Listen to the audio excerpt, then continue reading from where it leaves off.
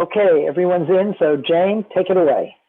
Hi, everyone. Thanks for joining us today. This is our fourth guest panel. It's called I Need Better Light. It is hosted by Ray Reck, and our guests today are lighting designers of great renown, and they are going to give us a really nice talk on their careers and work that they do. And I'd like to let you know that we are recording the meeting again, but we do not see all of you as we're recording, except today we are seeing a lot of people. But anyway, I just want you to know that. And you can also go onto our YouTube site, which is through our ETDM website, and watch any of the past guest panels that we've done. And this one will be included this week. So they're all pretty great. So if you missed any, go ahead, and they're all been posted now. And Elizabeth Popeo will be doing our Q&A. So you guys submit questions to her, and she will be holding them until our Q&A at the end of the session with the guests today. So you'll have time to hear your questions asked of the panel for about the last 30 minutes or so. Okay. Hey, so I'd like to read our land acknowledgement, which we start each meeting with. We wish to pay respect to the many indigenous peoples of New York, whose ancestors have been here since time out of mind. We pay respect to their ancestors, past, present, and future, starting with the Lenape people, including but not limited to the Merrick, Canarsie, Rockaway, and Matiticunk, Munsee, Lenape, and Six Nations, and acknowledge that this city and nation were founded upon the exclusions and erasures of many indigenous peoples, cultures, and stories. In addition, the foundation of this city and many of its original buildings were built and funded by the sale of enslaved people of African descent. So I'm going to turn this over to Ray right now, and he'll introduce our panel. Thanks, everyone. Thank you, Jane. So today we're going to be talking about lighting design, and we have a terrific group. I'm going to be introducing them one at a time, alphabetically, so no one's premier. So we'll start with Alan Adelman, if you could start and tell us a little bit about your story. Hi, gang. You know, I know it's a pretty diverse group that we have in terms of younger kids and maybe some high school kids and college kids. At least that's my understanding. So, you know, I thought you'd probably be interested in how we got interested and how we got started in this business. I'm a lighting designer. You know, I started out in the theater mostly, and then I branched into TV. But, you know, when I started out, when I was in school, when I was an undergraduate in school, you know, my mom was desperate for me to be a doctor or a lawyer, as a lot of moms might want to be. But, you know, my heart was in the theater and I wanted to be in the theater. So it was very stressful for me. You know, I actually ended up making myself sick over it. And I ended up taking 6 months off from school as an undergraduate. I was an undergraduate in Buffalo, New York, at the State University of New York at Buffalo. And I ended up taking off a semester in my sophomore year because I just could not deal with the pressure of my family pressure of wanting to be a doctor or a lawyer, and me feeling desperately that I wanted to be involved in the theater. So I went out to Colorado and I skied for 6 months, 7 months in Colorado, which was, and I have to say, it was probably the best decision that I ever made in my life, because I relaxed, I calmed down, I stopped making myself ill, and I was the strongest I'd ever been after living in Aspen for 7 months.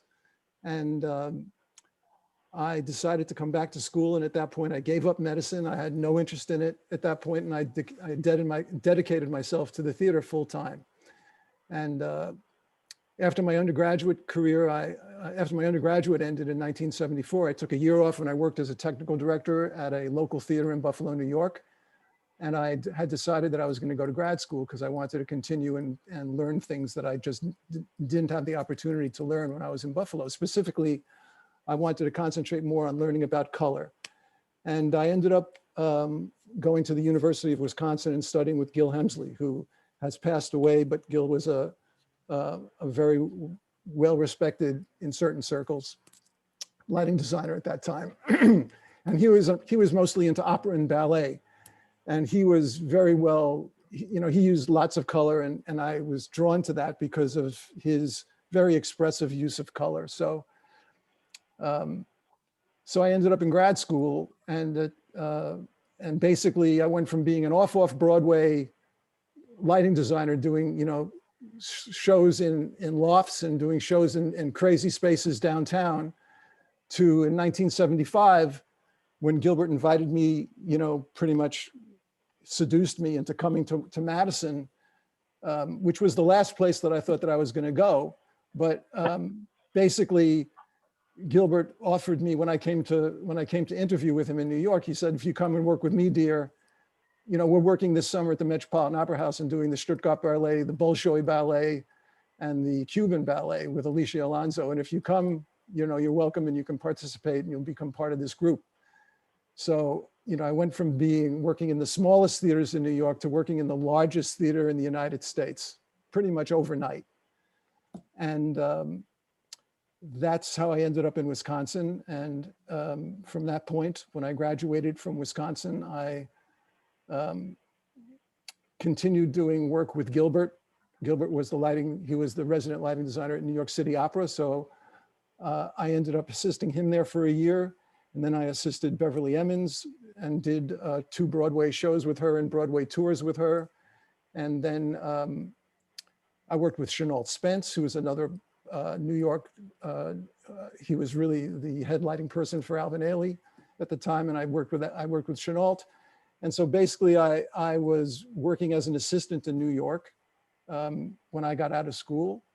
And then at that point, you know, I should back up and preface this, that my interest in the theater was always under my interest in the theater was always an interest in the video medium, mostly as an archival medium, because I used to do these theater shows and get just terribly depressed when they were over, because they'd be over and there'd be no record of them.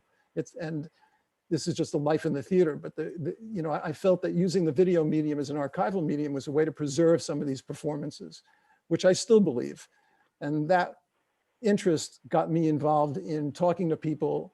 And when I graduated with an MFA in my grad school, I had met a bunch of people who were doing video work, because the local public television station in Wisconsin was in the same building as the theater department. And we had a very good relationship, and we started doing opera simulcasts in Madison before the Metropolitan Opera actually began their program. Clem D'Alessio, who actually was the producer of the original Met television broadcasts, came out to Madison to see what we were doing before they actually did their first performance of La Boheme. So my interest in television was started back actually even in Buffalo. So in any event, I ended up gravitating into a television career when I came to New York because of my interest. Cable television, HBO, they were just getting started at that time. So I gravitated into that. I started working with a company in New York who was a consulting company that was doing some of the biggest television shows, the biggest television shows actually there.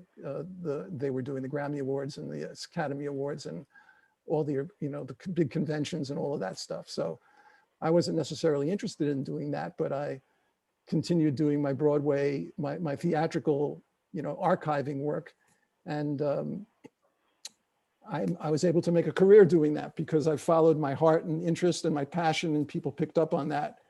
So I've had quite a career doing, in addition to a lot of commercial stuff, some of the best shows that I've done and some of the most heartfelt shows for me were my, you know, I have a 30-year career association with the Great Performances series on PBS, Dance in America, American Playhouse.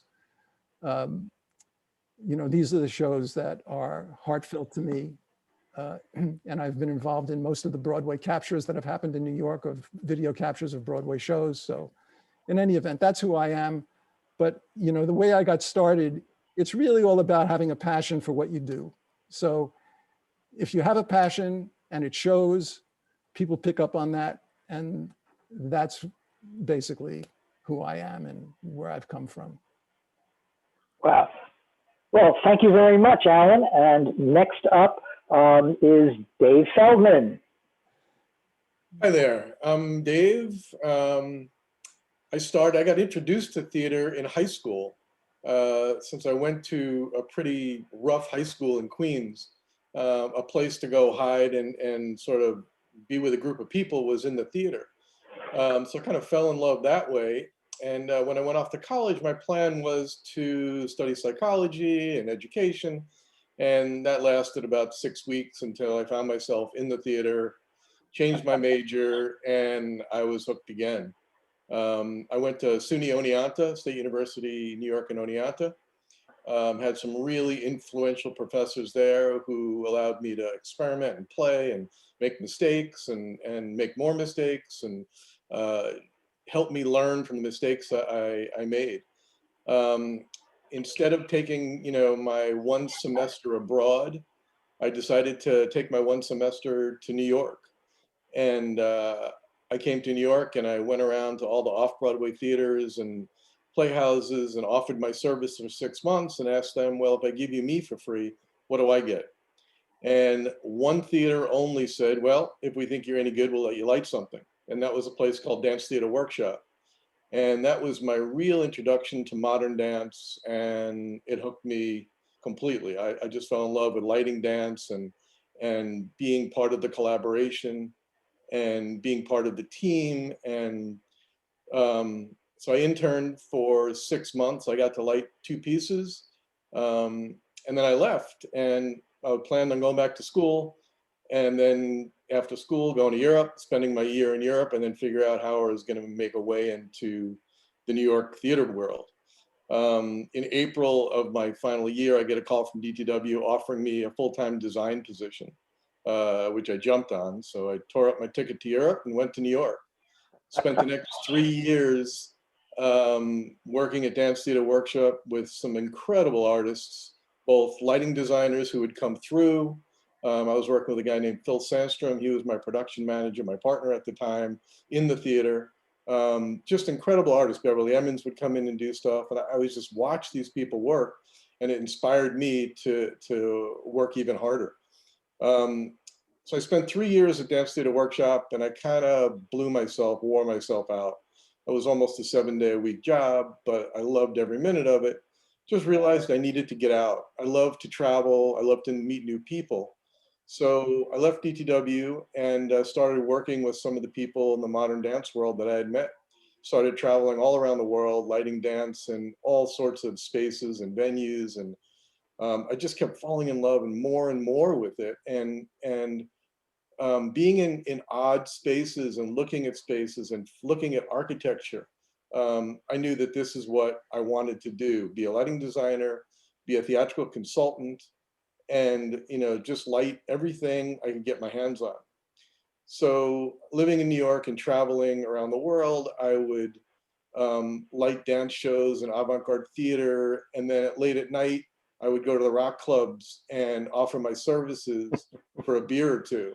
And I would get to just go up to the light board and mix lights, play with color, play with angle. It wasn't as formal as it is now in rock clubs. So if you got to know the owners of the clubs, I could just walk in and just play and improvise and just get better and better and better in terms of looking at angles, looking at color, looking at timing. So I spent a good part of that. And then I hooked up with a gentleman named Michael Motion, who was part of the new vaudeville world. I was doing a bunch of circus arts and things like that. And he and I immediately connected, and we spent the better part of 15 years on and off touring around the world, lighting things. And I was always interested, even back in the DTW days, the same as Alan was talking about, is once we're finished the show, it was gone. And at DTW, they were a little bit ahead of the game, but it was frustrating because they would come in and record the concerts, but they would make us pull all the color out of the lights and put one stagnant look up. And I would be so angry and frustrated that I knew that I wanted to do something with cameras and film and television. Wasn't quite sure yet. It happenstance that Michael Motion was asked to go on the David Letterman show, and they asked me to come and light his work because it was specific. So I came in and I started putting gels in television lights. And a woman named Ann Roberts, who was lighting director there at the time, comes running down And she had been a theatrical LD who went into television and was so thrilled that somebody was coming in and putting color in television, and the stagehands were freaked out. They were not happy with me at all at the moment. I was changing all sorts of routines. I was taking front light out, you know, everything you weren't supposed to do in television. And she was just sitting in the back of the house giggling away. And so I thought, I burned this bridge, and, you know, I moved on. And about 2 weeks later, I get a phone call saying, hey, we have a new TV show starting up. Be interested in television? And it was just perfect timing. I had a child at the time. I needed to get off the road. So I started at NBC with a Ann Curry show at 4 a.m. And then from there, I worked my way through the entire NBC catalog. The Today Show, Dateline, Brokaw, football.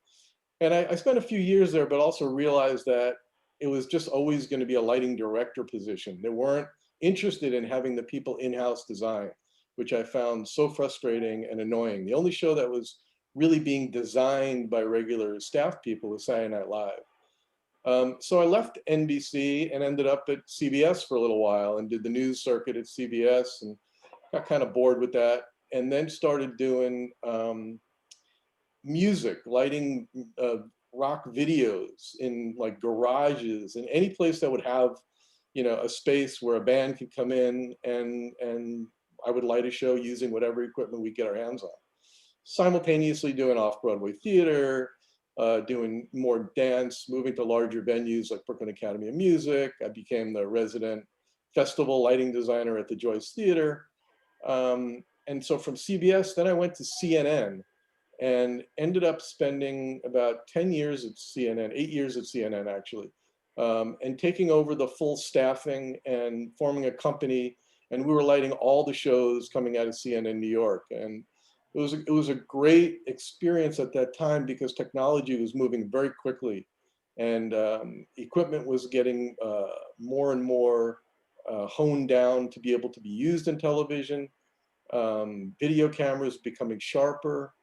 It was just a great time to be there. I spent a bunch of time, in fact, today, the passing of Larry King, I spent a lot of time doing Larry King's show.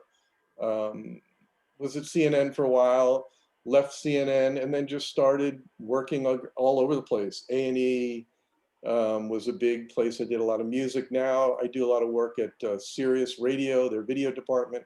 I've helped them develop a whole music series. I've been working on the Howard Stern show for 20 some odd years. We videotape his show. There were five people sitting in the studio and 15 cameras, which was the silliest thing in the world, but that's a whole nother story. But it's just a matter of following what you want to do and having it fit into your life. The fact that I could travel all around the world, get paid for it, and light shows, I hit a grand slam. I mean, there's nothing that I can imagine doing besides.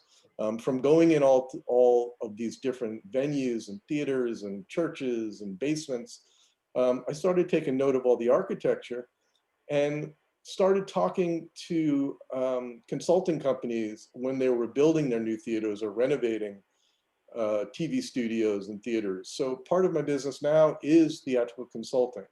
And I do go in and consult on new venues, renovating old venues. And it's nice to have sort of the history of being in all these old theaters and new theaters to see what worked and didn't work. I just finished the last few years working on a great project based out of Cambodia, working with a company called Global Arts Corp.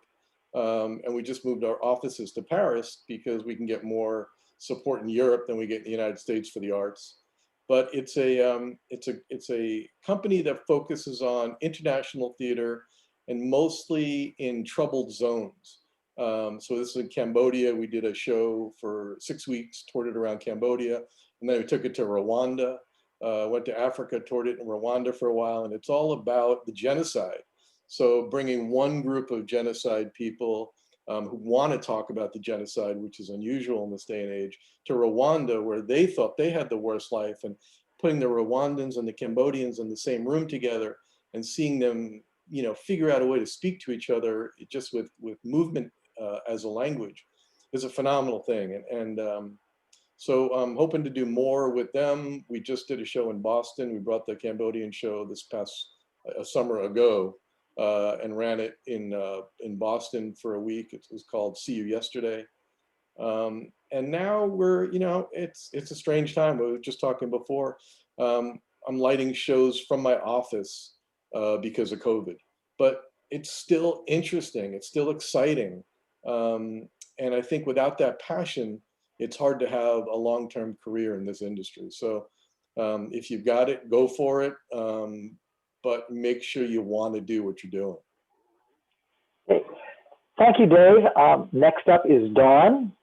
So Dawn, you're on. I'm also going to share some photos of what lighting is about. I work primarily in theatrical lighting design, so I do plays, musicals, dance, and let me show you just a few things here. So here's one show. Musical, the entire background are panels that are rear lit with LEDs. So I control all of it and they change colors. Here's another show with a very colorful background on 2 parachute silks. Lighting is used to help tell the story, set the mood, the emotion.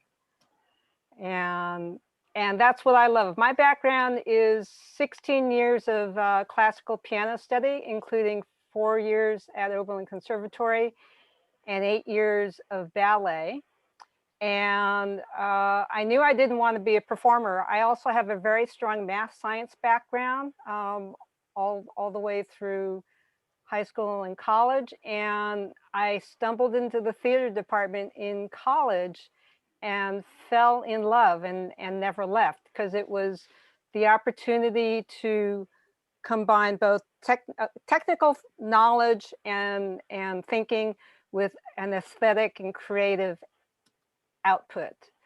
And here's just a quick trajectory of how we go from an initial idea for a set, a white model. The set designer did a rendering as well.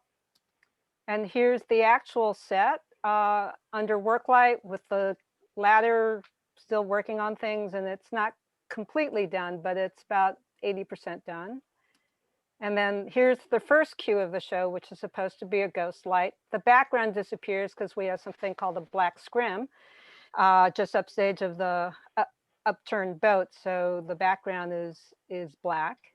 And the next thing that happens is that the quote work lights get turned on and the story begins. And then with lighting, this is what I'm doing with lighting, is helping to set the mood, the atmosphere, the time of day. And that's what I love, is combining all the things technical to create a picture, tell a story, set an emotion. And that's what I love doing. So let me get out of sharing. So anyway, let me get to stop share if I can. Whoops. There we go. So that's what I do. Similar to everybody else, I got into this really in college. As in my senior year, my faculty advisor said, go out and get a job. You'll probably learn 10 times as much in about a quarter of the time. Part of which because you're on the job and your job is on the line. So I took that to heart. I had applied to grad school, but deferred and started working in LA. And my advisor also said, and coming out of school, look for the most professional job that you can find with the most professionals involved with it. So I did a summer season at Cal State Long Beach that was doing a summer season, and they had a professional designer who did sets and lights at the LA Music Center. And so I worked for him actually as assistant designer for the summer, and he invited me to come assist him at the Mark Taper Forum on a show right after that. That show went on to win a Pulitzer Prize. The Taper and the Amundsen next door picked me up as their assistant designer, either sets or lights or both sometimes, for a couple of seasons on a show-by-show basis. There was no formal contract for an entire season. They just kept hiring me back. And in the course of that, one of the shows I did as a workshop for them, Zoot Suit, became a huge hit in Los Angeles, went on to run for a year in LA. We moved it to another theater in Hollywood. And the original company we took to Broadway. So 5 years out of college, I made my Broadway debut. And then after that, about a year after that, I moved to New York. Also from that very first designer I worked with, he worked in television, he worked in Vegas, and as well as plays and musicals. So anywhere he went, I went. That's what he considered part of my schooling, was to go wherever he went. And so I took some of the Vegas shows out on tour. And eventually all of this kept coming together and I moved to New York. So I tell everybody that for me, that was great advice. Shoot for the highest job that you can think of, even higher than you think. There are some very high level directors and designers who are actually looking and encouraging new talent. So even though it seems like a big reach, try. You never know. You never know what's going to happen. And secondly, if someone says, I don't have anything for you right now, but get a hold of me in the spring. I have some shows that are going on and you can sit in and visit. Put that in your calendar and follow them up on that. When I was resident lighting designer at New York City Opera, we would, because of Gil Hemsley that Alan was talking about, we would get more than 100 students coming through the State Theater each year coming to visit. And we would offer them that invitation, standing open invitation to come and visit us anytime. And probably 1% or less out of 100 people each season would actually take us up on that offer.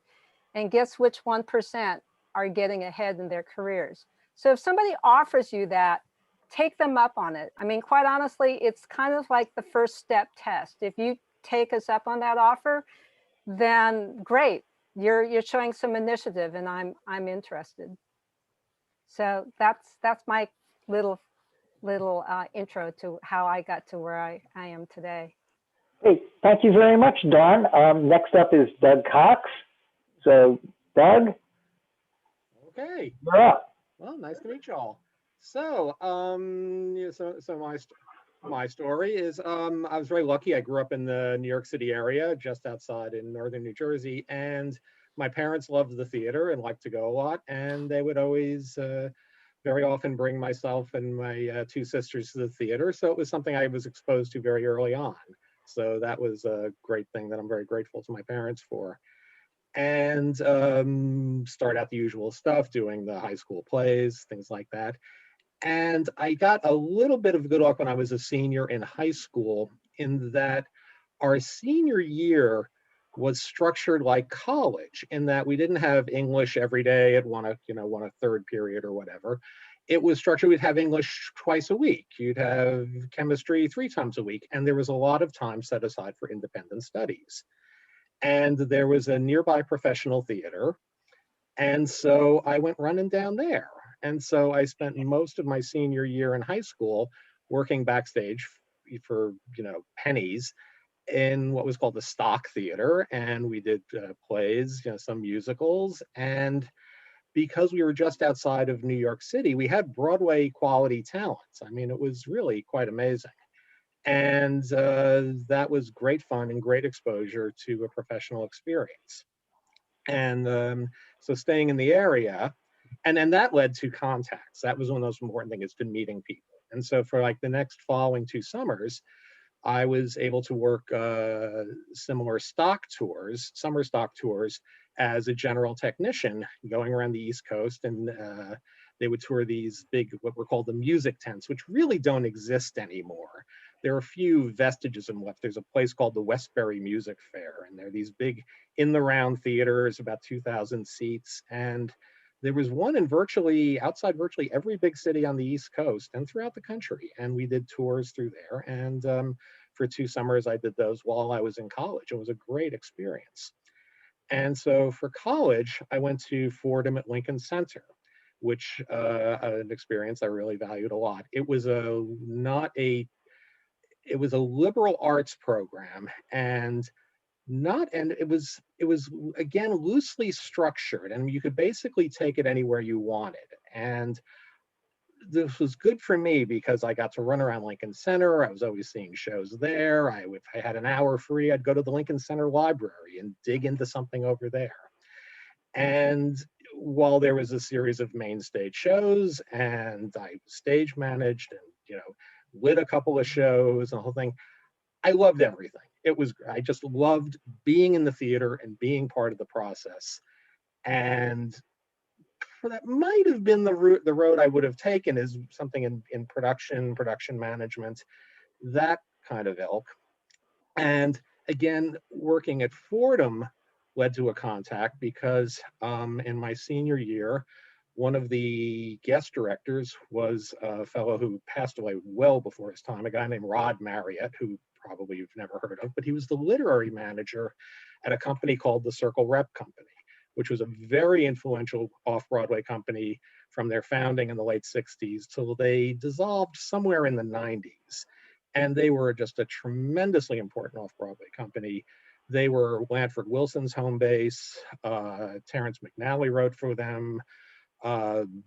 David Mamet directed there. And so coming out of Fordham, I got a 1-year internship at Circle Rep. And they were kind of at a high water mark then, because we had a very interesting season down there. We did a new Lanford Wilson play. Actually, Dawn was showing you some pictures of Tally's Folly. We did the premiere of the follow-up, which was called at that time A Tale Told. Lanford reworked it a couple of times. David Mamet was directing a play there. And there's just all sorts of interesting things going on. Lanford's play, The 5th of July, was running on Broadway at the time. So it was really an exciting time down there. And there were a lot of really great people, including the lighting designer, Dennis Parigi. And so I'd help out Dennis and we'd be focusing shows. But I was also, again, kind of doing a little bit of everything. And then coming out of that, the production manager, after that season ended, was doing a little off-Broadway musical at the Village Gate, which was this very famous club in the Village.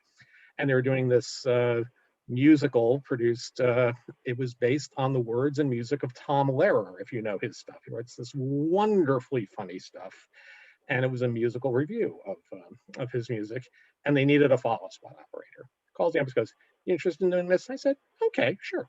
And I go down, and they'd already started into tech, and there we are teching the show, and I'm sort of listening in on it. And I've been through tech rehearsals before.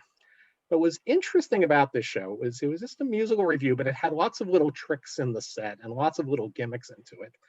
And during the tech process, and I realize now in retrospect, I have never heard the director and choreographer and the lighting designer were some of the most conceptually oriented people I've ever worked with, and in a good way. They talked out everything. And so I'm hearing all this over the headset. And it was almost like this advanced course in how to conceptualize and design a show. And I saw what the lighting was doing, which was taking all of the elements, which is where I had this generalist idea of what interested me in the theater. And I realized the lighting is what ties it all together. And it was just like this eureka moment for me. It took everything that I loved and put it into one, one pathway. I'd always liked doing lighting before, but now I realized the why to it. And that sort of set me off. That was like a major turning point. So, I just started working from there. I then pursued grad school at NYU, and I was working off Broadway and all sorts, just any kind of little show you could get. Loved doing opera, would do any opera company in New York I could get my hands on. And I also did a lot of assisting. I was very lucky there and met some really, really wonderful people. And I think that's where I got my best training. I got a great break working with David Hersey, who was doing a lot of the British shows that came over here. worked with some terrific folks like Neil Jampolis, Mark Weiss, and I was very, very fortunate. I worked with a wonderful woman named Theron Musser, who was one of the best lighting designers ever. And that was just a wonderful education for me. And I just took everything I learned and just kept building on that. And that was a real great period and stuff to be working on. And I would I also kept myself open, and I think I sort of, again, because I was interested in everything.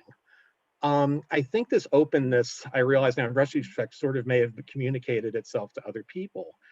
And I would also get these calls to work on different kinds of projects. I mean, now it's very common for theatrical techniques to be used in architecture and, retail stores and things like that. And a friend of mine was working with a really good architectural lighting company. It's still doing great work, Focus Lighting.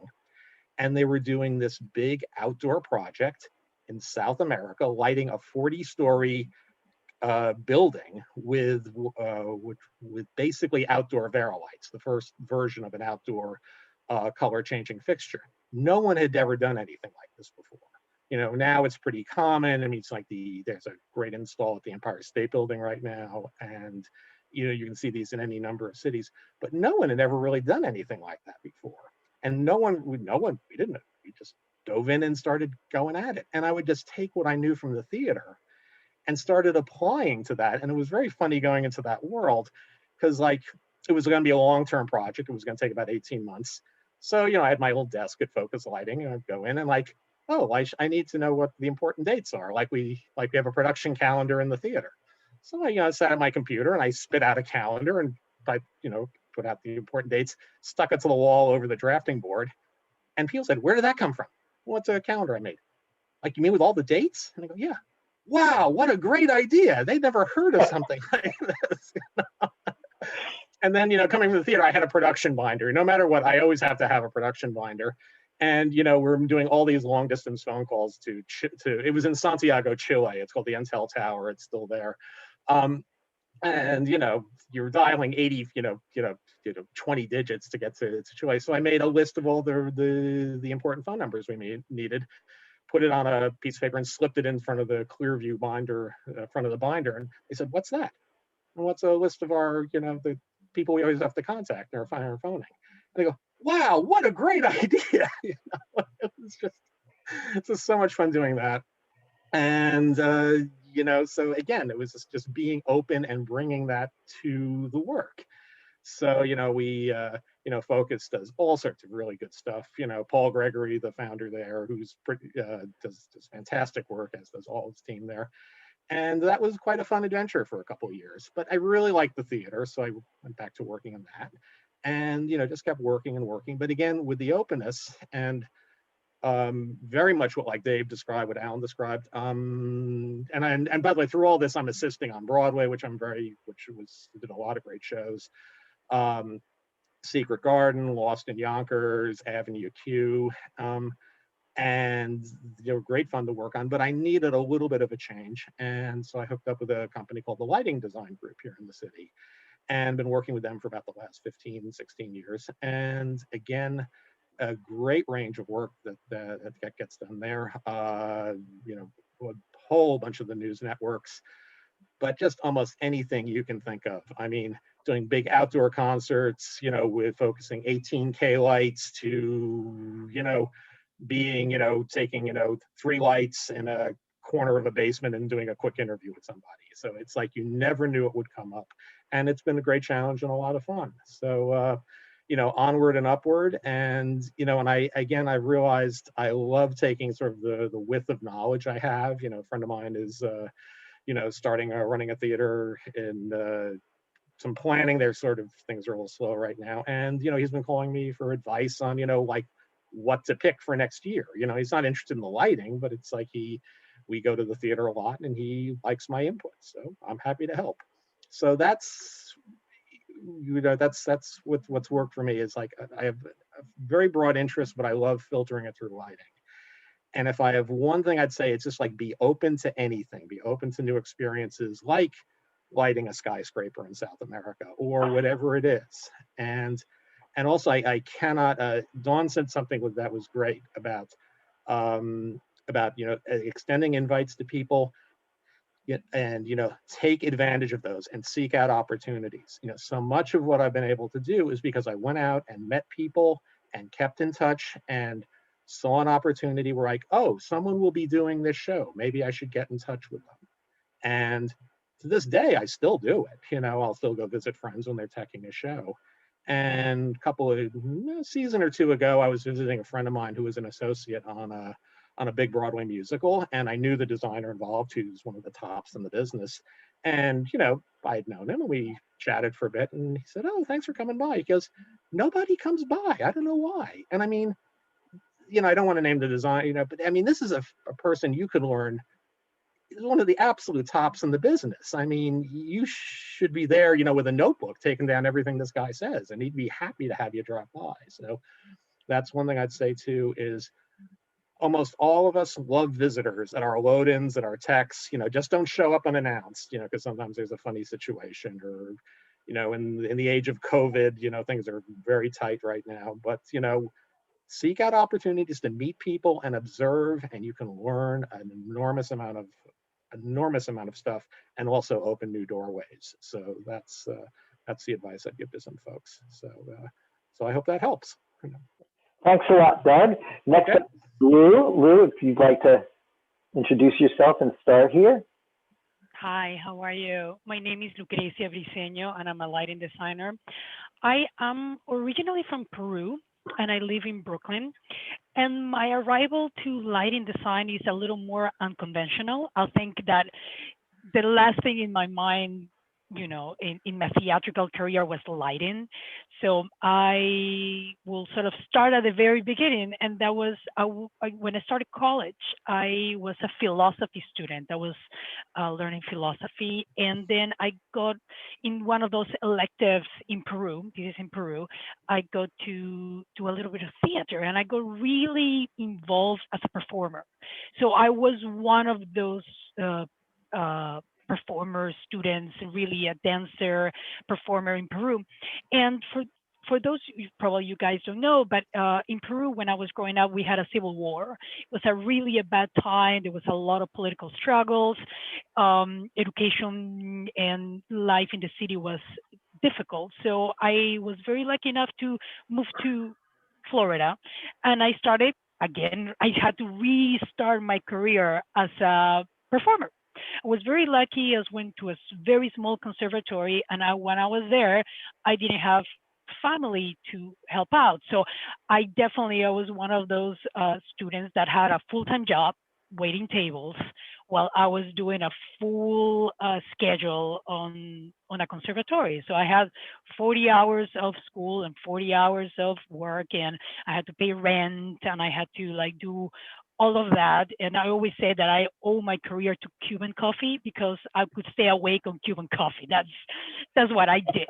So it was great. It was great. You finish your shift at 11 p.m. and then you go to do your homework, and you just manage to organize yourself. You just sort of have to learn to organize. And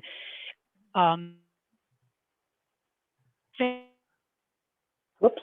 finished bachelor's in 1998, and my boyfriend at the time, my husband now, we moved to New York for him to go to grad school. And I was not, I sort of started trying to figure out my acting career in New York City, and that I have a fake accent, and I was not falling into any place here really. And I sort of started thinking of what did I do that was not performance that I really loved in theater. And I was lucky because while I was in Miami, I got to be part of a show that went to Greece. The director invited, a few actors to perform, and he said, "I'm not going to cast and lighting." And I was completely, and I was like, jump in. I was like, all right, I'll do it. Absolutely, I'll do it. Did it, came back with a a really big, experience, sort of being abroad, being new in the profession, or not knowing what to do and just having to do it. And like Doc said, you just like jump on it, just be curious and just do it. And I did. And I started, while I was in New York, I started remembering that all those conversations that the designers was having were so rich and interesting, and even more so in a way as the performers were. Like there was a selflessness to the design conversation, and I sort of got enamored with that idea, and I started, looking at people that were looking for, very junior lighting designers, and I got to do a few shows here in New York with people that I love now, and they're still struggling and still running their theater companies and doing professional work. And I was able to apply for grad school without not knowing anything really about the technology or what you should be doing in lighting, how lighting is being done. So I got very lucky and I got into NYU. And it was 3 years of a really big exploration. But I have to say, none of that came from my undergrad, but everything came from my undergrad. All my ethic of work, all my doing, long nights working in the theater while I was in, uh, rehearsing and while I was working. So a lot of things sort of came to place for undergrad to really give me a really great experience on it. Um, uh, and of course, being a performer, I had a different perspective of a composition of how things move, timing, scale within the stage. So that was really great because when I was just now on the table, I could adjust and sort of communicate with the director, with other designers in a very articulate way that came from my performance background. So that was really, really great. Um, Graduating, I cannot believe I graduated 2004 from NYU. So I have 16 years in the professional world, and sometimes it feels that I'm still starting over. Like I'm still doing little shows here and there. I do also, off Broadway shows. I come to see my friends that they are doing Broadway shows and visit them at the theaters and enjoying that sort of professional life. Uh, I do a lot of original work.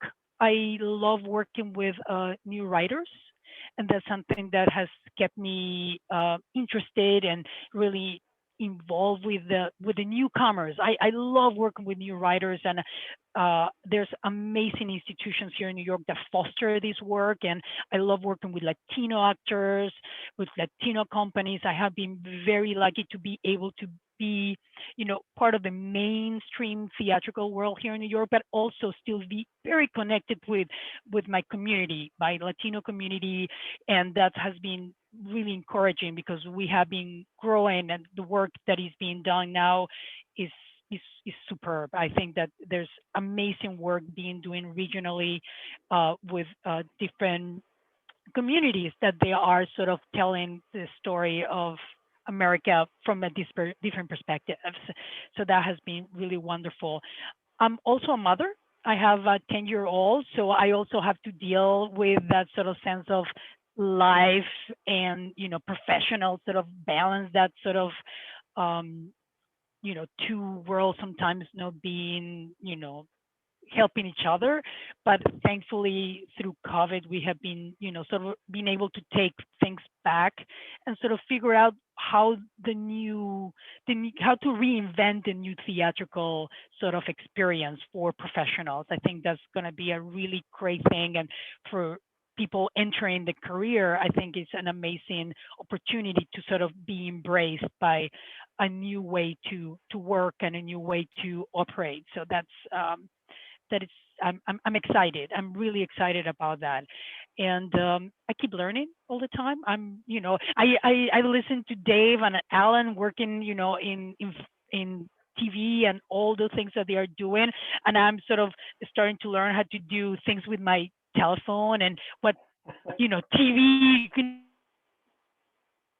do, theater, live stream theater with your OVS. So I keep I keep learning from younger people that know technology more than I do, and I bring my own aesthetic to the work. Is the same, it's just different scale. But I think that one of the things that I found that has served me very well is have been the ability of adjust and adapt quickly to situations and circumstances of the world changing. I think that has been a really great thing to, like, just jump in.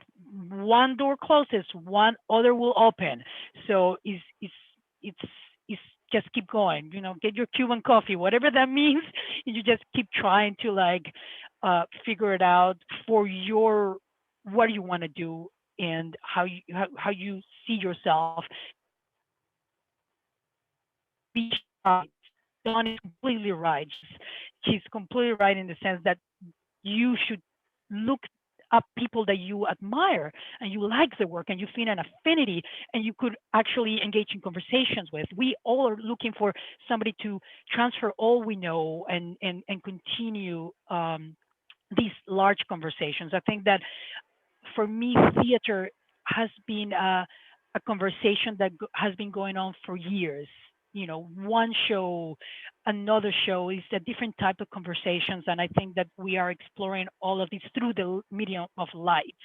And I find it incredibly rewarding. I have been very lucky to meet amazing people and have, like, great mentors and colleagues. Some of them are watching right now that I adore, I love, and I feel a really strong sense of community. And that's also really great. Like, theater will give you a community, will give you a sense of a professional family. And I think that's something that other types of work don't as much. So, I could say my colleagues are my friends, and that has been also something that I enjoy very much through all these years. So Thank you so much. I really appreciate that, Lou. And next up is Noele. So Noele, you're up now. Hi, everybody. I think I might be the only person who's not located in the New York area. I live in Milwaukee, Wisconsin, of all places. I grew up in New Jersey and never expected to be in the Midwest, but that's a whole other story.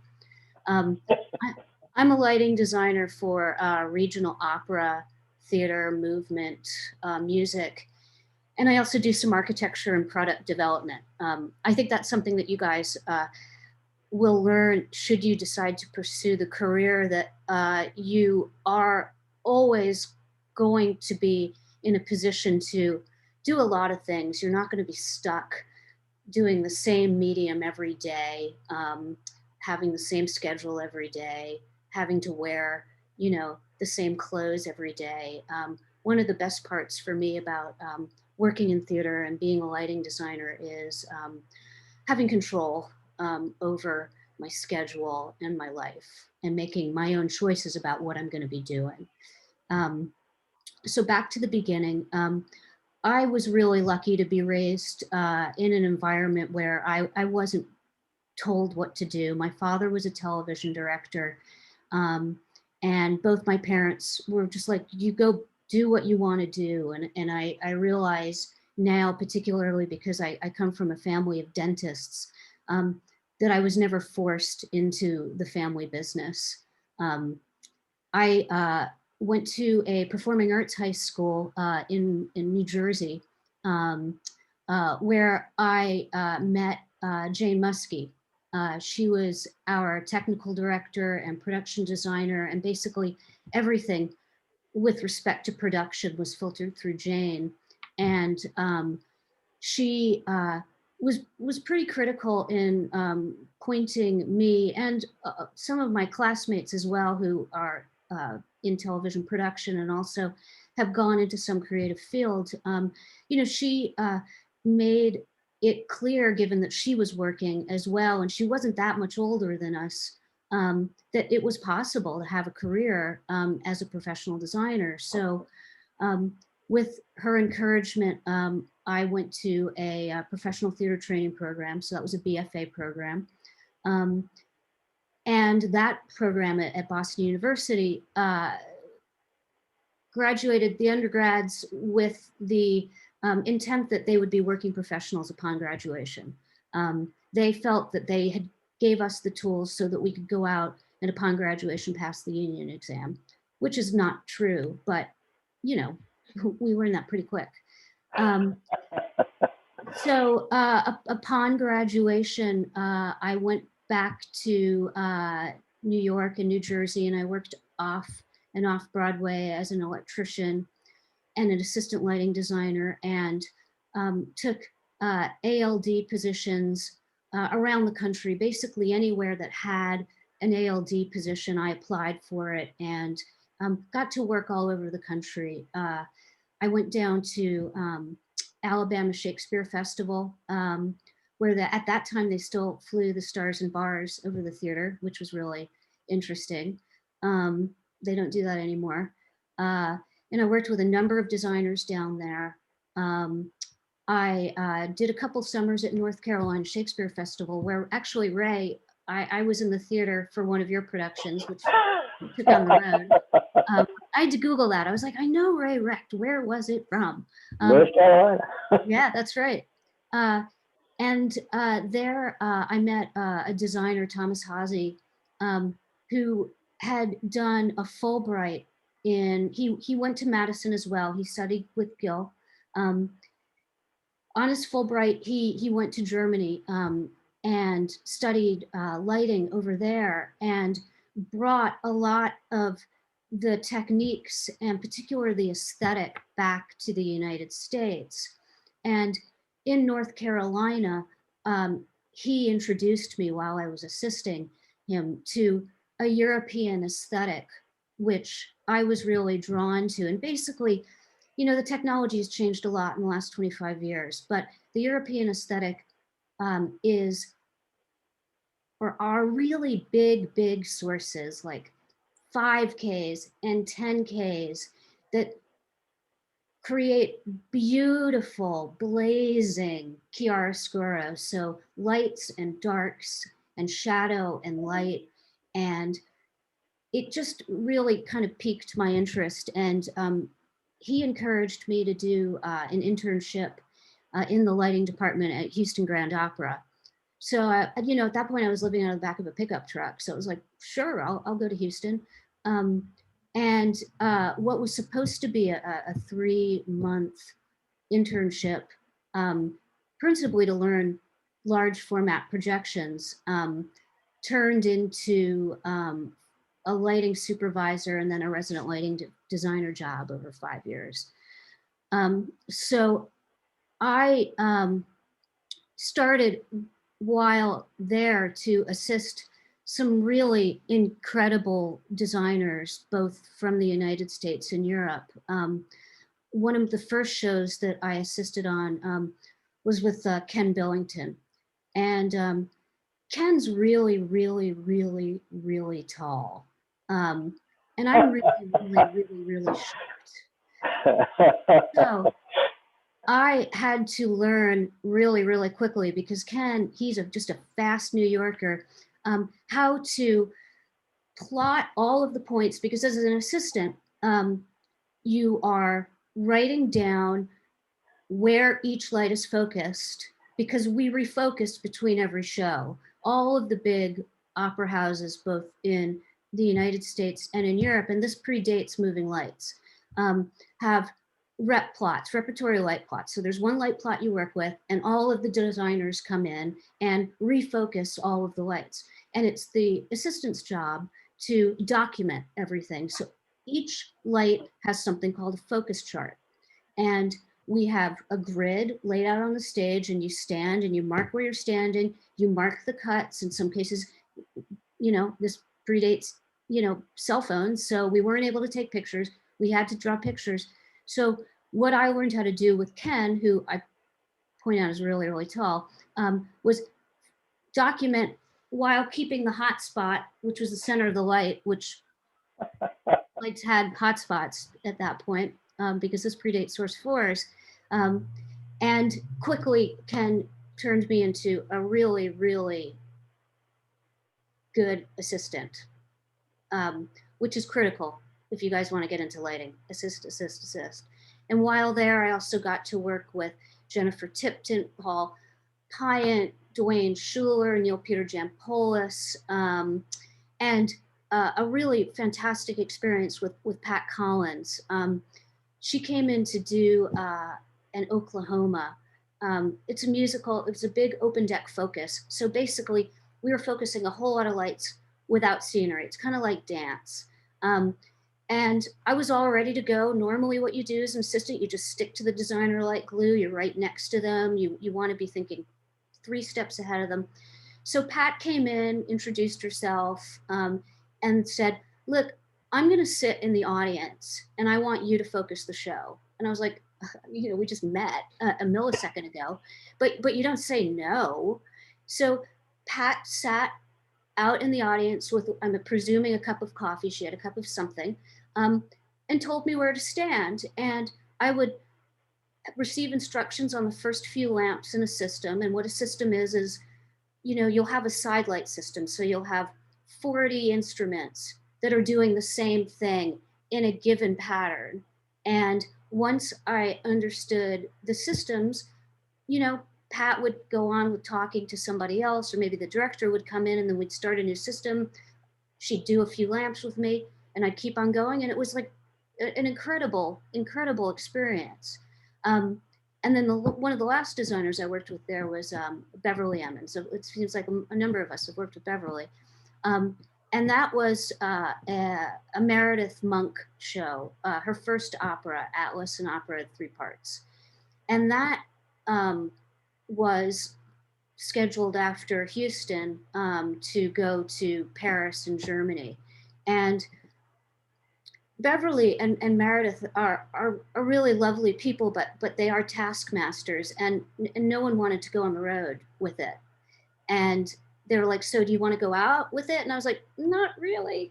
But I didn't have a choice. And I'm so glad that I did ultimately, because, you know, I had never been to Europe before. In Paris, we moved the show to a traditional Louis XIV theater. So the deck is raked. So it's higher upstage than it is downstage. And you could see the old tracks from where the scenery moved in and out. The challenge for us was that we had a bunch of wagons on casters. The show wasn't designed to be on an angle. So we had to figure out how to move scenery around without it sliding into the orchestra pit. And it worked, everything was fine.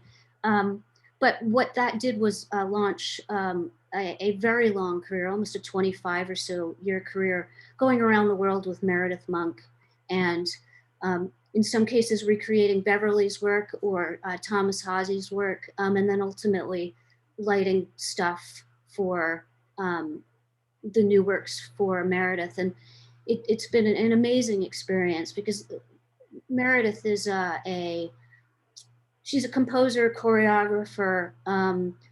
She does not wish to be called a performance artist, so I'm not exactly sure how to classify her work, but it's nonverbal for the most part. So she gave me this one piece of information once when we were talking about a new work, and I said to her, okay, so what are you looking for with the light? You know, how you always want to talk with the director and find out what they like, find out what they don't like. I mean, for whatever reason, it might be someone who just can't stand purple. So you need to know that before you light a show. And the only thing Meredith could give me for that was, she said, I want the lighting to be like the weather. And I was like, oh, what? Okay, great. You never say no to a director. You smile, you give them what they want. And I really had to think about that really hard. I want the lighting to be like the weather. And what I determined, and what's had an impact on all of my design work since that, is that she wanted the lighting to be a character in the play, but she wanted the performers to reside within it. if you, and I'm not sure if I'm being clear, but the lighting did not want to take away from what we were seeing.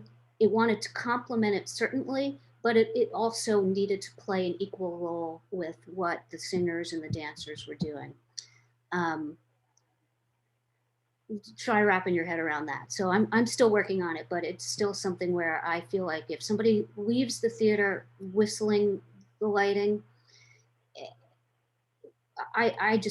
I want to be an integral part of the production, but I don't want to take away from it with the lighting work that I do. So in any case, another really great thing about Houston was that while I was doing my own work, a lot of what I was charged with doing was taking someone else's design, and this happens a lot in opera, and it's very strange. Taking someone else's design and moving it. So the whole concept of intellectual property is a little bit crunchy in theater, at least with respect to lighting. So I was able to travel all around the world: Covent Garden, Berlin Staatsoper, Sydney Opera, Palais, Garnier, San Francisco, and go see other people's work and then translate what they were doing with their equipment back in Houston. So, taking what might have been a whole rig of German and French fixtures, which again, this was before the Source 4, which is our go-to tool right now, and translate that into our fixture inventory, and with the same director, recreate the same lighting scheme that they had in Germany or Australia or, France or wherever. And in some cases, I was doing it from a videotape. So, it was kind of like a light lab on steroids. Like if you go to lighting school, you're likely going to have a class where you're working from a picture, and in a lab, you will recreate what you're seeing in that picture. And that was one of the first things I did when I went to lighting school. And this was just, it was like, wow, I'm actually able to use a tool that, we worked on in lighting 1 class. It was really great fun to do that. So following Houston, I went back to New York. I did more assisting. I was the ALD on Rent, did the New York production, did the national tour. I jumped on that show after it opened downtown. So it was an interesting experience because all of the original designers moved with the production, and none of them were union. And this was the biggest project that almost all of them were doing. I mean, the lighting designer, for instance, had not worked in a proscenium house with the exception of college. So there he was, poof, in the Nederlander, working with the union crew. And it was just a really tremendous opportunity for me to watch all of these people go from, like hanging in their own lights and still working another job to being Broadway lighting designers, or Broadway everything designers, all of whom received Tony nominations that year. So it was an incredible experience. It also really burnt me out. So I got a cold call from ETC, Electronic Theater Controls, and they were looking for a fixture product manager. And I'd heard really nice things about Madison, Wisconsin. I think it had just been listed as like the #2 best place to live in the United States. And I thought, aside from O'Hare in Chicago, I had never been to the Midwest. Like, let's see what it's about. It's very, very cold, FYI. My first night, actually, they home housed me, and on my dresser like in the room I was sleeping, my toiletries froze. Like that's how cold it was in the house. But in any case, I went to ETC to be the fixture product manager, which was a marketing and product development job. And that was a really great time to be there. Prior to me being there, they did not have any quality control standards for the fixtures leaving the factory. This was at the beginning of the Source 4. And they were just shoving fixtures out. They had such a backlog of fixtures at that point because they had no idea how well the product was going to do. So while I was there, I set quality control standards for products leaving. You know, they'd turn them all on. They'd see how the shutters worked. They'd see how the edge focused. And in the process of doing that, I learned an incredible amount about photometrics. And photometrics it is the way of measuring light, basically. Like when you're lighting a show, you need to know how many lights are going to create a 20-foot spread along the stage, and how bright are they going to be. Like if I'm hanging a light from 20 feet, it's going to be different than if I'm hanging a light from 50 feet. If I want to know how bright it's going to be, and again, how many lights I'm going to use.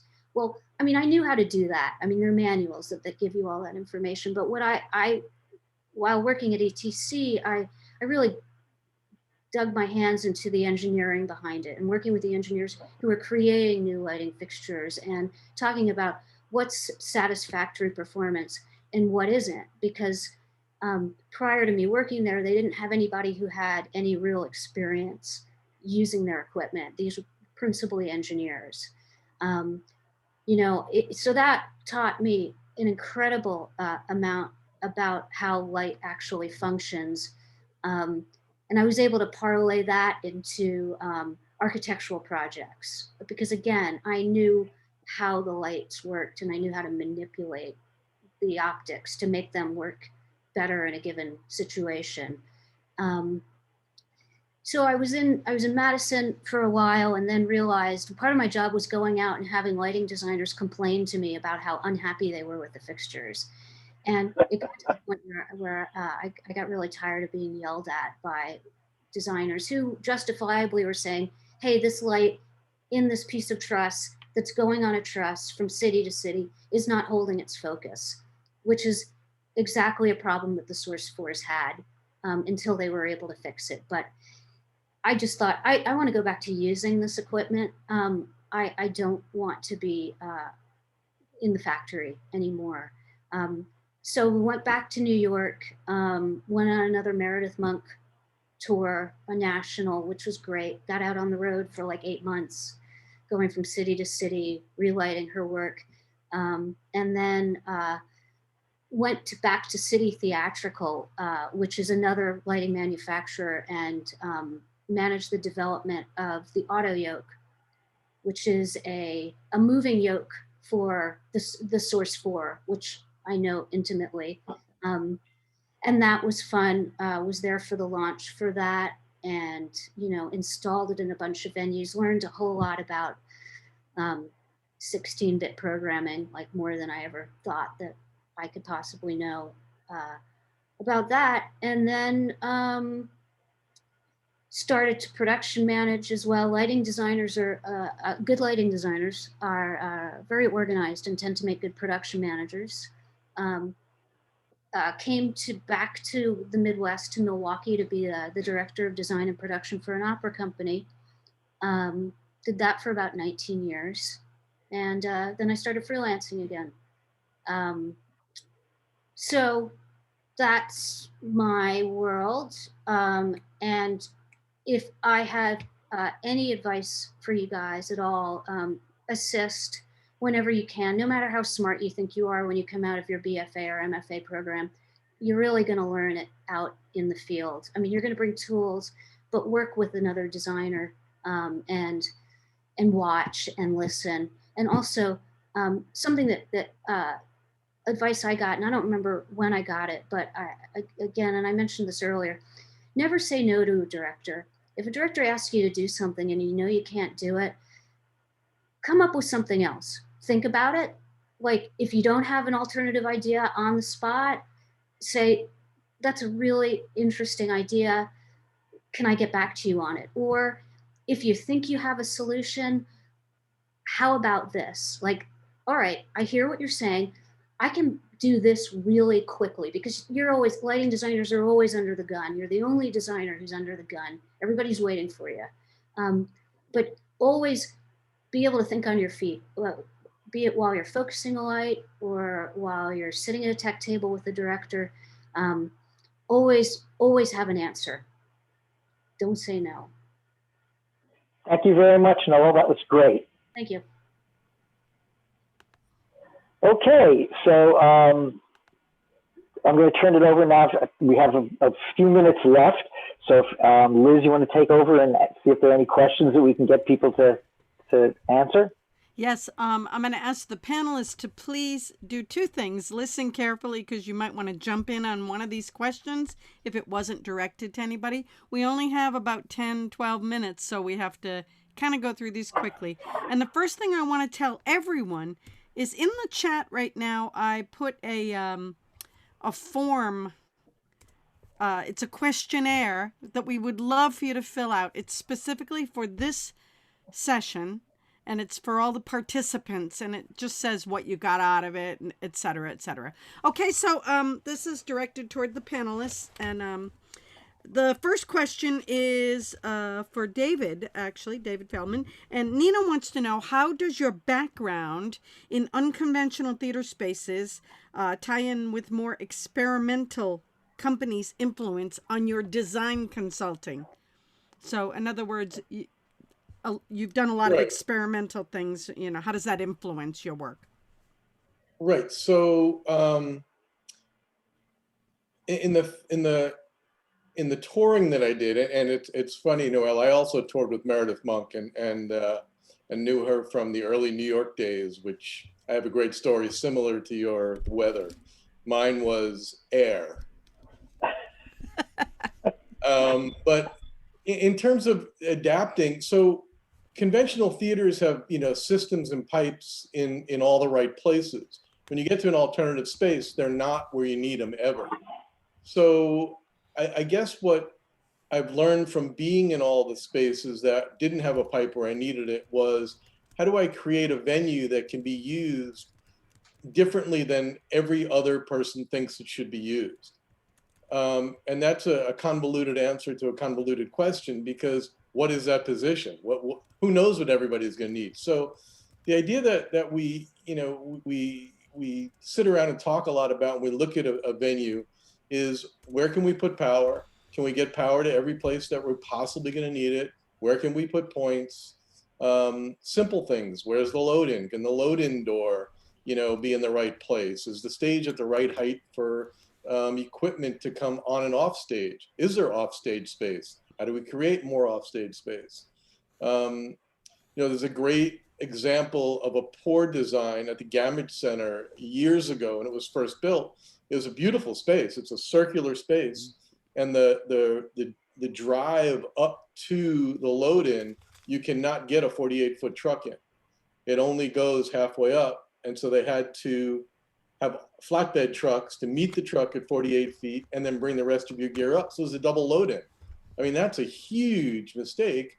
And we learned from that. There's a theater that I consulted on in Westchester that had the same issue. And we, I was adamant that the load-in had to be moved. And it took a lot and a long conversations and arguments and architectural discussions and engineering to explain that it's not effective to not be able to load in. That's the first thing you need to do. That's starting off the day on the wrong foot. I don't know if that answers the question or not. Yes, thank you. And the next question, I think you answered. Nina also said, how do you create flexible design spaces for diverse kinds of performance? Well, I know you have to see one of us scenic designers to help. And but you guys, of course, collaborate. And so do you want to add anything to that? How do you create spaces? It's so much about collaboration. And that's the other fantastic thing about this industry, is that we get to work with the most creative people in the world, and you get to bounce ideas off other people and ask for suggestions. And you know, it may take 3, 5, 10 years that you met somebody, and all of a sudden a situation where you had a conversation in a bar and you're calling somebody up and saying, hey, remember we talked about X, Y, and Z? How did we get there? How do we get there? What's your idea? So it's really about the collaborative effort. Great. Thank you, David. I'm going to rush through. I have another question for you later if we get to it. From Josh. Josh had a question for anybody. Anyone could take this and give it a quick answer. Josh would like to know about your individual methods for responding to sudden pivots of design ideas in the tech process. Noele talked a little about that, but someone else might want to hit that idea of how do you respond to those sudden changes by a director or by your collaborators. Anybody? You just, as other people have said, you just go with it. I had a director I was working with for the first time, and he was from Eastern Europe, and we were starting the tech, and he went, no color. So he literally had me pull the gel on everything with the actors on the stage. Actually, it's that show that I showed you with the red background on the parachute silk. So we got to keep the background, but all the lights on the actors themselves were pulled to no color because that's how they did it in his theater in Eastern Europe. And so I took the same ideas that I had, but worked in a different vocabulary, all in white light. So it's that same thing, be open, see what happens. I did, and like I said, I was able to convince him that yes, we can keep color in the background, but let's experiment with the foreground. Cool. Along with that, Dawn, keep your mic on, because Josh also said, how do you manage positive mental health practices during high stress periods? And that's a perfect example. Anybody else? But Dawn, how did you handle that emotionally? Get as much rest as you can on a really extensive tech schedule, because we're working 6 days a week. I try to eat well. I find myself gravitating towards sushi because there's not a lot of fat. And the kind of snacks I have on the tech table to keep me going are also equally, something that I like, but not junk food, because for me, it slows me down. So those kinds of things, for me, that's what works for me. Would someone else also like to address the stress issue? Because we've all been there. How do you handle it? For me, it's my dog. Anybody? Lucrecia, you look like you're ready to say something on that. No? I always have, when I can afford it, I have a nice assistant to talk things over, chill out, hold a hand, or even my programmers. I have a really great relationship with programmers, and they become, again, friends and people that I could just like, tell me, what should we do? It is that sort of like partnership. I love having somebody that will have my back. Great. And Lucrecia, someone had a question for you. How does your background in philosophy influence the way you conceive of your designs? Which is a beautiful question. I have to say that very early on in my philosophy studies, I got really enamored with the work of Wittgenstein, that is a philosopher that his work is based on language. He has a book on, I forgot the name, that is about language. And I think that that's something that I was really interested in, and lighting is a language. We all sort of learn how to use it, and it could be poetic or epic. It depends on the show you're working.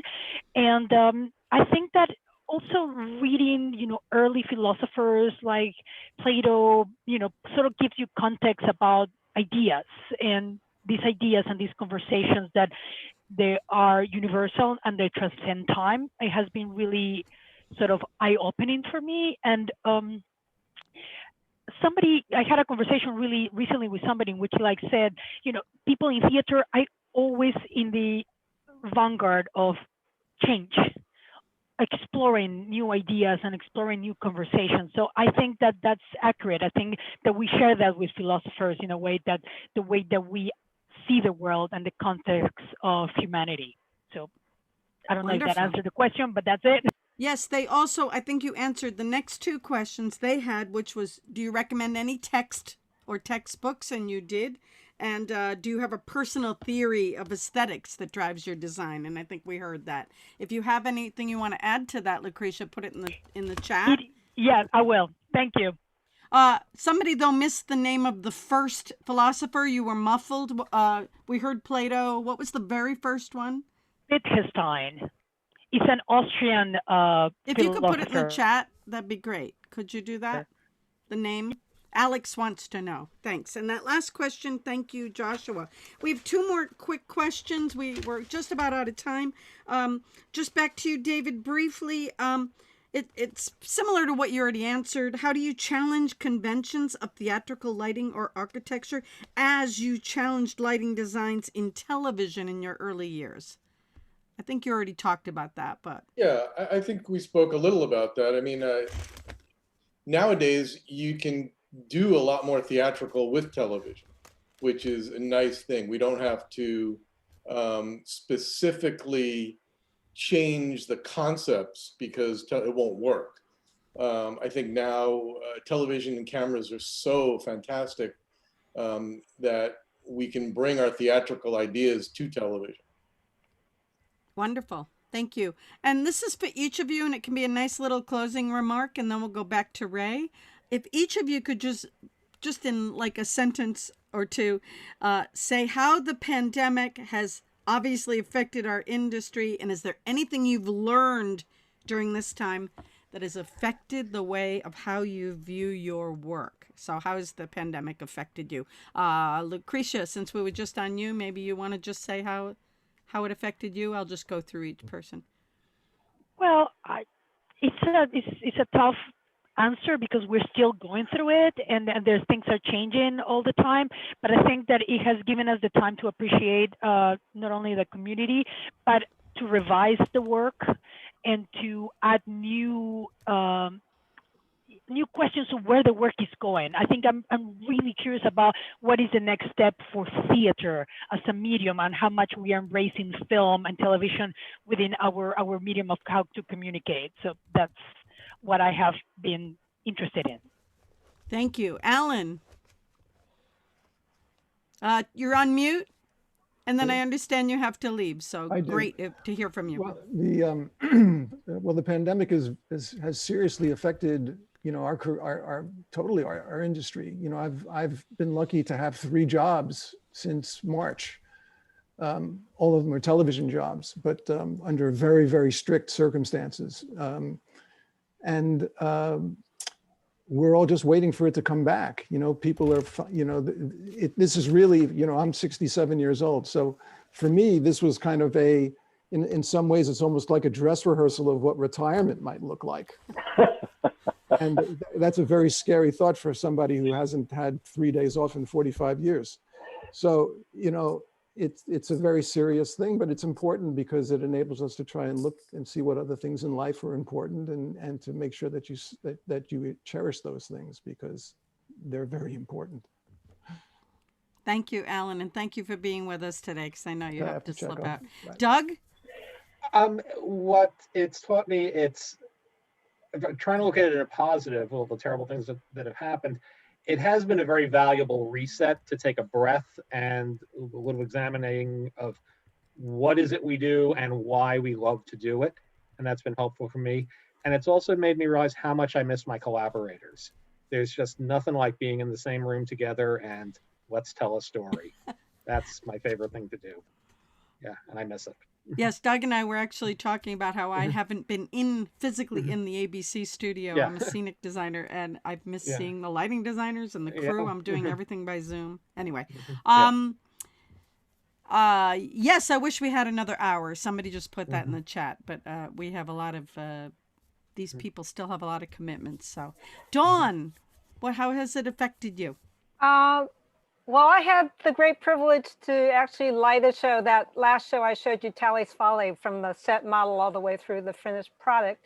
In October, again, same thing as Alan was mentioning, following very strict safety protocols, because it was going direct to video, no audience. And as Doug Cox was mentioning also, is how precious and wonderful it is. We all fell into it. It was just like, it was so easy. I mean, not easy. It was so comfortable. None of us missed a beat or a step. It was all there. And somehow, because we didn't have to do previews with an audience, it was actually kind of a interesting, relaxed schedule. And we were also really, really happy with the collaboration and product that we were able to get out of the entire process. But the ability to come together so well, so seamlessly, the collaboration was great. It was people I've worked with before, made a huge difference as well. And it's all there. After being away from it for so many months, I think we all kind of wondered if we could all just come together so seamlessly. And the answer is and was yes. Thank you, Dawn. And Noelle? Well, I think the principal thing that I've had to learn is patience. It was such a rocky start, seasons being published and then being pulled and then being published and then being pulled. So that's the principal thing for me. I mean, we're all workaholics, I think, in this business. And it's been, as Alan said, it's kind of forced us all to chill out a little bit. And I also know that, when we're actually allowed to make physical contact with our colleagues, I'm not a hugger, but I'm going to hug a lot of people when we're allowed to. Thank you, Noelle. Thank you. And Dave, sorry. Well, I've actually been blessed. I've been fairly busy through this whole pandemic, which has been kind of weird because some of my shows have had to pivot and we've had to put remote locations in, and using some ETC technology, put remote lighting consoles in and control lighting boards from my programmers' homes and houses, doing simple talk shows. We're not doing anything theatrical. It's all television. The Samantha Bee show didn't really miss a beat. We've been shooting that all the way through. We shot for about a few months where she shot in the woods, where we couldn't get the studios together, but we're back to shooting weekly. A lot of work at Sirius XM. We've been able to take advantage of all the technology that we built in. We're doing remote rock concerts from a studio we built in LA, where the cameras get remoted back to my studio. We use an app called Unity. It's a headset system. So it sucks that I can't hug anybody. And I miss all of my close friends, my gaffers, my board ops, who we grew up together, and we're a family. And we are huggers, so it's going to rock the earth when we can finally get back together. But it's been a mixed blessing. Of the reset has been great, the new technology has been great, but it's really hard for us not to be in the same rooms together. It's not, the quality is definitely not there, and the collaboration is definitely hindered. Wonderful. Well, I thank you from the Q&A part of this. Please, I'm reminding you to fill out that Google form. It's in the chat, and I put it there about 5 times. So, and I also put the website, which you should all have the link to that, but it's also in the chat if you want to go back and see it. So back to you, Ray, and then Jane. Thank you, everybody. Okay. Well, thank you all for doing this. I would hope that if we could just stay a few extra minutes, if that's possible, because I'd like to ask the panel, each person, one last question, and that is, what skills are you looking for if you're hiring assistants, if you're looking for people to work with you? What do you think is the important things that they have to bring to the table? I'll start with Noelle. Noel, if you could just begin. Sure, and I hope that this isn't too opaque, but I always want my assistant to be thinking 2 or 3 steps ahead of me, listening to what's going on, watching what's going on. And ideally, I look over at them and they say, oh, you're looking for channel so-and-so, or yeah, you want to change the color on that system. So I think it is about being present and knowing the light plot and the gear and the design process. Lou, do you have to give us a For an assistant, I have to say, I have to confess, I am not as technically like strong. So I love somebody that knows how to program, how to deal with all of that. So I could just look at the show. So I prefer have that person doing all of that, the paperwork and as Noelle mentioned, it's just, yes, give me the channel. What is the channel? And all that. But it's also somebody, I don't know, somebody that knows how to eat well, hang out, talk.